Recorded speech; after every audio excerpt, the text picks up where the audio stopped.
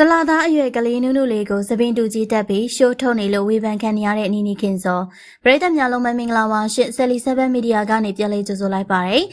ပရိသတ်တွေရဲ့အချစ်တော်နိုင်ငံကျော်အဆိုတော်နဲ့တရုတ်ဆောင်နီနီခင်စောကတော့လက်ရှိမှာပြင်းထန်တဲ့ဝေဖန်မှုတွေနဲ့ရင်ဆိုင်နေရပါတယ်။သူမအနေနဲ့တော်တော်လေးကိုစိတ်ပြည့်စရာကောင်းတဲ့လုပ်ရက်တွေနဲ့အတူမိခင်မပီးသားတဲ့အတွက်ပရိသတ်များစွာကအခုလိုဝေဖန်ပြောဆိုနေကြတာပါ။အဓိကအဖြစ်တော့တလာသားအရွယ်သားရှိသေးတဲ့သူမရဲ့သမီးရတနာရင်သွေးနုနုထွတ်ထွတ်လေးကိုသပင်တူကြီးတက်ပေးပြီးတော့အလားပါတွေပြင်ဆင်ကရှိုးထုတ်ပေးနေရကြောင်းဖြစ်ပါတယ်။ဒီလုပ်ရက်ကတော်တော်လေးကိုမှမသိတော်လာပဲကလေးရဲ့ကျန်းမာရေးကိုလည်းထိခိုက်စေရတဲ့အားလုံးကတော့သူမရဲ့လုပ်ရက်ကိုကဲရဲရှုံချနေကြပါတယ်။အစောတော်နဲ့တရုတ်ဆောင်နီနီခင်စောဟာဆိုရင်ပြီးခဲ့တဲ့လပိုင်းကသူမရဲ့ရင်သွေးရတနာလေးကိုမွေးဖွားခဲ့တာဖြစ်ပါတယ်။ကိုဝင်ဆောင်ဘဝမှာတော့ကလည်းတစ်စက်ကလေးကိုမှအငြိမ်မနေပဲဟိုလုတ်တီလုံးနဲ့တချင်းတွေကိုဆိုလိုက်ကခုံလိုက်နဲ့အမြင်ကက်စရာကောင်းအောင်ပြုလုပ်နေခဲ့တာဖြစ်ပါတယ်။ကိုဝင်ဆောင်နေဆိုတာကအေးစေးတည်ငြိမ်စွာနေထိုင်ပြီးတော့ခြေလန်းကိုလည်းဖြည်းဖြည်းချင်းရှောက်ပြီးဗိုက်ထဲကကလေးကိုတေချာစွာနဲ့ထိမ့်သိမ်းဆောင်ရှောက်ရမှာဖြစ်ပါတယ်။ပုံမှန်ချိန်တွေနဲ့မတူပဲတော်တော်လေးကိုဂယုစိုက်ရမယ့်အနေအထားကြီးမှာနီနီခင်စောကတော့ကိုဝင်ကိုလုံးဝဂယုမစိုက်ခဲ့ပါဘူး။ကိုဝင်လာရင်တဲ့အချိန်မှာတောင်မှရှိုးပွဲတွေမှာလည်းတီဆိုဖြောပြနေခဲ့ပြီးတော့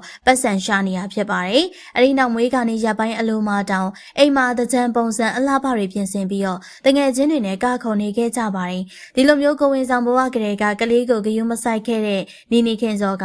အခုသမီးလေးကိုမွေးဖွားပြီးရဲ့ချိန်မှာလည်းတော်တော်လေးအမြင်မသိတော်တာတွေကိုပြုလုပ်လာခဲ့ပါတယ်။အစောတော်နဲ့တရုတ်ဆောင်နီနီခင်စောတို့ဇနီးမောင်နှံကပြီးခဲ့တဲ့မတ်လ24ရက်နေ့မှာမွေးဖွားခဲ့တဲ့သမီးလေးက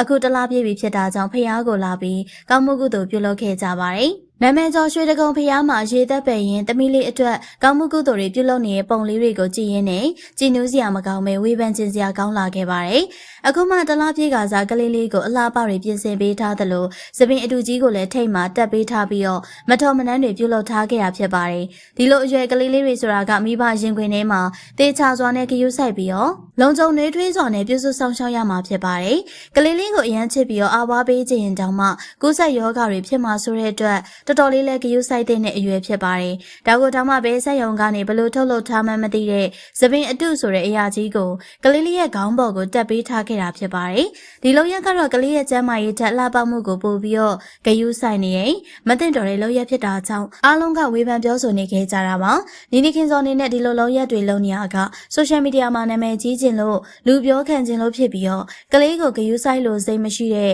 မိခင်ပီသားတဲ့စိတ်လုံးဝမရှိဘူးဆိုရင်ပြင်းထန်တဲ့ဝေဖန်မှုတွေကိုရရှိလို့နေခဲ့ပါတယ်။သူမကအရင်ကတည်းကနာမည်ကြီးဖို့အတွက်ဆိုရင်တခြားအဆိုတော်ကြီးတွေရဲ့တခြင်းတွေကိုလည်းပြန်ယူပြီးဆိုခဲ့တယ်လို့ရသမျှအကုန်လုံးရှောက်လို့နေခဲ့ရပါအခုလိုမျိုးကိုဝင်ရှိလာပြီးတော့သမီးလေးမွေးဖွားပြီးတဲ့အချိန်မှာလည်းမိခင်ပြီးသားစွာပဲနေထိုင်ဖို့စိတ်ကူးမရှိပဲနာမည်ကြီးဖို့အတွက်ကိုအာယုံဆိုင်နေခဲ့ပါတယ်။တလာသားအရွယ်ကိုရဲ့သမီးနုနုလေးကိုစပင်တူကြီးတက်ပေးပြီးတော့လှုပ်ချင်တိုင်းလှုပ်နေတဲ့နီနီခင်စောရဲ့အပြုတ်မှုတွေပေါ်မှာတင့်တော်တယ်လို့ထင်မြင်မိကြပါသလားရှင်။အဆုံးထိကြည့်ရှုပေးရတဲ့အတွက်အားလုံးကိုကျေးဇူးတင်ပါတယ်ရှင်။